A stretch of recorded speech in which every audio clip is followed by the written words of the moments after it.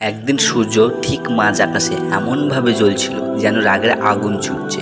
যাত্রীদের মুখ পুড়ে যাচ্ছিল এবং বালি গলানো সোনার মতো বহুদূর পর্যন্ত ছড়িয়ে ছিটছিল। পা ফেললেই যেন ধসে যাচ্ছিল। এই নির্জন মরুভূমির মাঝখান দিয়ে ব্যবসায়ী সরফরাজের কাফেলা খুব কষ্টে এগিয়ে যাচ্ছিল। কাফেলাটি একটি লম্বা আঁকাবাঁকা সাপের মতো যাচ্ছিল। ভারী বোঝা তারা বহন করছিল। কাফেলার সামনে সরফরাজ তার আরামদায়ক পালকিতে বসেছিল, যেটি রেশম দিয়ে সাজানো ছিল। সে তার মাটির কলসি থেকে ঠান্ডা পানি পান করছিল। না মরুভূমির আগুন তাকে বিচলিত করছিল, না পশুদের আর্তনাদ। তার শুধু একটাই চিন্তা ছিল, রেশন আর মশলা বিক্রি করে কত লাভ হবে। তার চোখে ছিল সোনার চকচকে ভাব, এমন এক লোভ যা তার দয়ামায়াকে অন্ধ করে দিয়েছিল। কাফেলার দৃশ্য ছিল একদম অন্যরকম। সেখানে লাল রঙের একটি উট ছিল, যাকে সবাই লাল বলে ডাকত। মেহেদি রঙের এই উটটি তার যৌবনের সব দিন সরফরাজের সেবায় কাটিয়ে দিয়েছিলেন।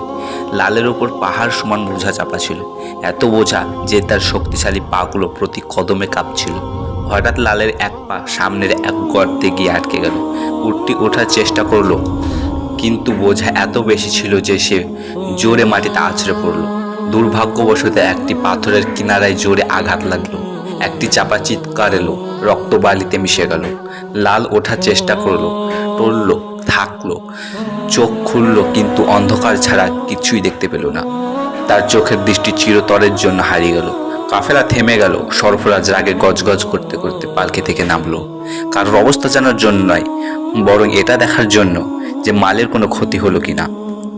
উটের মাথার কাছে দাঁড়িয়ে, যেখান থেকে রক্ত ঝরছিল এবং উটটি কাতরাচ্ছিল, সে তার কর্মচারীদের জিজ্ঞেস করলো, মশলার বস্তাগুলো কিছু হয়নি তো? জলদি মাল চেক কর। প্রধান কুলি ভয় ভয়ে উত্তর দিল, জি মালিক, মাল ঠিক আছে, কিন্তু এই উটটার চোখ দেখুন, অন্ধ হয়ে গেছে, আর এখন সে হাঁটতেও পারছে না। সরফরাজ উটের দিকে এমন ঠান্ডা চোখে দেখলো যেন সে অভিযোগগ্রস্ত, আর বরফের মতো গলায় বলল, অন্ধ আর বুড়ো এখন আর কি কাজে লাগবে? এর মাল নামিয়ে নাও আর বাকি উটেদের মধ্যে ভাগ করে দাও। একজন পুরনো খাদিম সাহস করে বলল, মালিক, এ তো বছরের পর বছর আমাদের সঙ্গী ছিল, এখানে ফেলে দিলে পিপাসায় আর খিদেই মারা যাবে। চলুন একে শহর পর্যন্ত নিয়ে যাই। সরফরাজ রাগে তার মুখ লাল হয়ে গেল। আমরা কি ওকে খাওয়াবো যে আমাদের কোনো কাজে আসবে না? ওকে এখানেই ফেলে দাও, মরুভূমি এর ঠিকানা।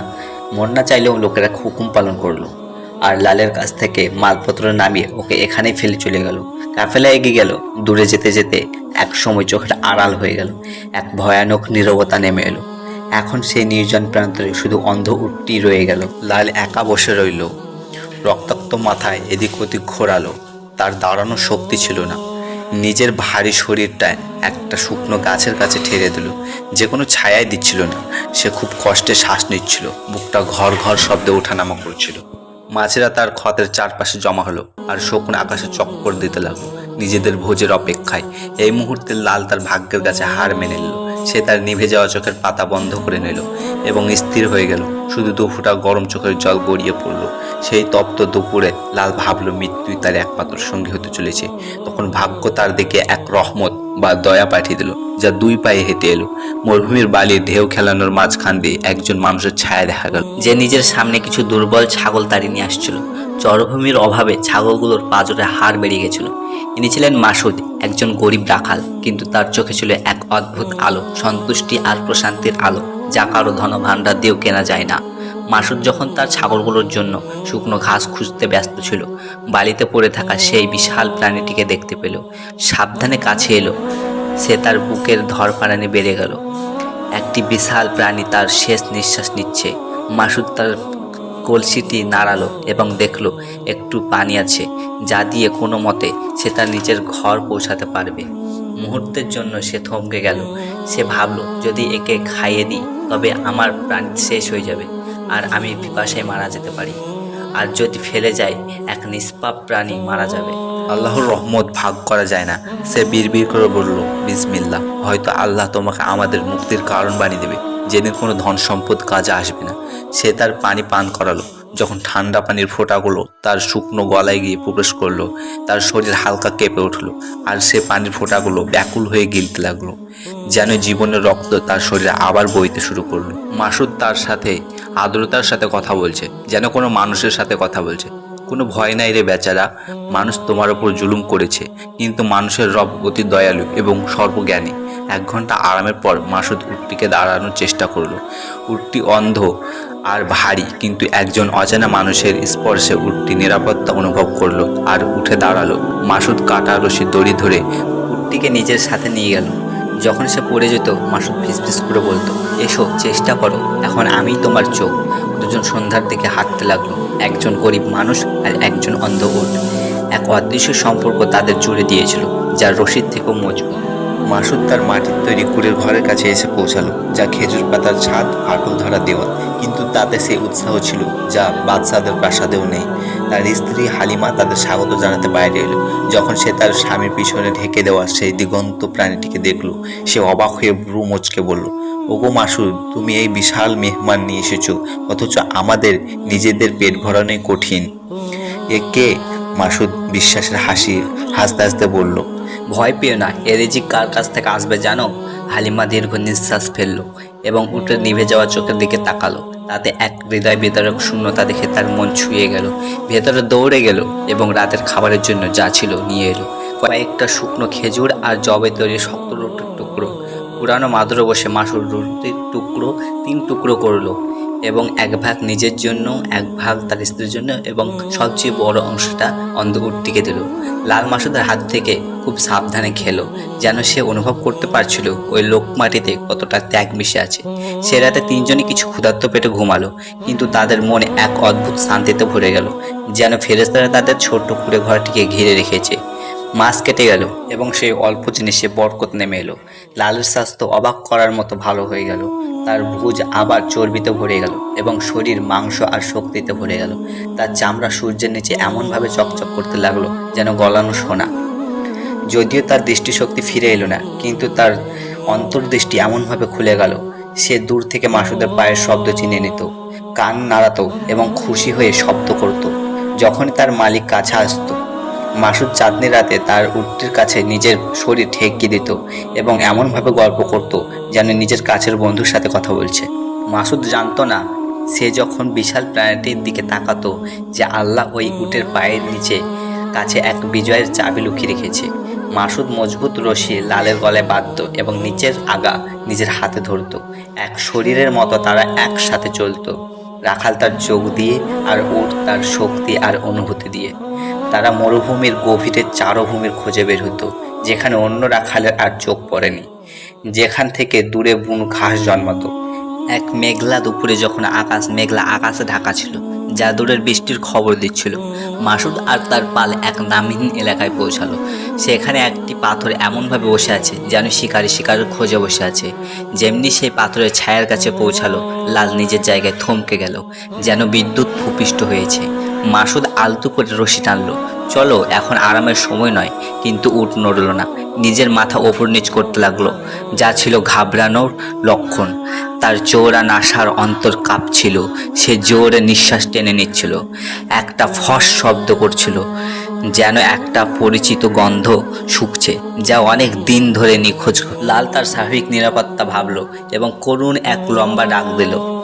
নিজের সামনের শক্তিশালী পা দিয়ে মাটিতে আঘাত করতে লাগলো। বালি খুঁড়ছিল আর পিছনে ছুটছিল এক অদ্ভুত জেদের সাথে, যা মাসুদ আগে কখনো দেখেনি। মাসুদ অবাক হয়ে দাঁড়িয়ে রইল, তাকে দেখতে লাগলো আর মনে মনে ভাবলো, হয়তো পানির গন্ধ পেয়েছে। অনেক কষ্টে তাকে সেখান থেকে সরালো এবং কুঁড়ে ঘরে ফিরে এলো। এই ঘটনা দিনের পর দিন ঘটতে লাগলো। যখনই পাথরের পাশ দিয়ে যেত, লালের সেই একই অস্থির স্তব্ধতা হতো। ওই জায়গার দিকে ছুটে যেত আর নিজের খুর দিয়ে খুঁড়ত, যেন মাটির নিচ থেকে কিছু বের করতে চায়। এবার মাসুদের বিশ্বাস হলো যে এটা অকারণে নয়। তার মুরব্বীদের কথা মনে পড়ে গেল, পশুরা তা দেখে যা আমরা দেখি না এবং তা শোনে যা আমরা শুনি না। মনে মনে সিদ্ধান্ত নিল যে সন্দেহ দূর করেই ছাড়বে। পরদিন সকালে মাসুদ আর চড়াতে গেল না, বরং একটা পুরনো লোহার কোদাল নিল এবং লালকে সোজা সেই পাথরের দিকে নিয়ে গেল। যেমনই পৌঁছালো, উট নিজের স্বাভাবিক জায়গায় দাঁড়িয়ে পড়লো এবং গলা মাটির দিকে বাড়িয়ে দিল, যেন মাসুদকে ইশারা করছে, এখানে খুঁড়ো, এখানে। মাসুদ বিসমিল্লাহ বলল এবং গাইতে তুলে সোজা মাটিতে মারলো। শক্ত মাটিতে কুঁড়লো, ধুলো বালি উড়লো। মাসুদের ঘাম মরুভূমির বালিতে মিশলো। মাটি শক্ত ছিল, যেন দাঁতন করা রহস্য রক্ষা করছে, যা প্রকাশ করতে নারাজ। মাসুদের গর্ত গভীর হতে লাগলো আর হতাশা তার মনে বাসা বাঁধতে লাগলো। এমন সময় গাইতে একটি শক্ত জিনিসে আঘাত করলো, যা পাথরে লাগা শব্দ ছিল না, যেন ফাঁপা কোনো কাঠের শব্দ, ধাতুর সাথে কাঠের শব্দ। মাসুদের বুক ধপ করে উঠল এবং সে গর্তে নেমে গেল। কাঁপতে থাকা হাতে মাটি সরালো। কাঠের উপরিভাগ দেখা গেল, যা পচে গেছে। একটু মরচে ধরা লোহার শিক দিয়ে মজবুত করা। মাটির তল থেকে একটি পুরনো সিন্দুক বেরিয়ে এলো, যা বড় তালা দিয়ে বন্ধ করা। মাসুদ লালের দিকে তাকালো, যে গর্তের উপরে দাঁড়িয়ে ছিল, কান শব্দের দিকে খাড়া করে।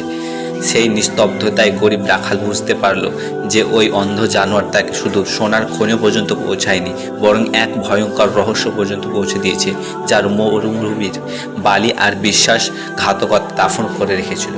মাসুদ মরচে ধরা পাথরে জোরে আঘাত করলো। তালা খুলে গেল এবং একটা কষ্টদায়ক শব্দ করলো। কাঁপতে থাকা হাতে সেই ভারী ঢাকনা খুলল এবং শুকনো চামড়ার গন্ধ এলো, সোনা মুক্তিমনা গন্ধ এলো। তার চোখ সিন্দুক ভরা সোনার দিকে তাকিয়ে রইল। সোনার চকচকে আলোয় ঝলসে গেল। থরে থরে সাজানো মুদ্রা আর দামি পাথরের হার, এত সম্পদ যে পুরো শহর কেনা যাবে। কিন্তু সোনার নিচে পুরনো চামড়ার গাঁটে তার নজর বাড়লো।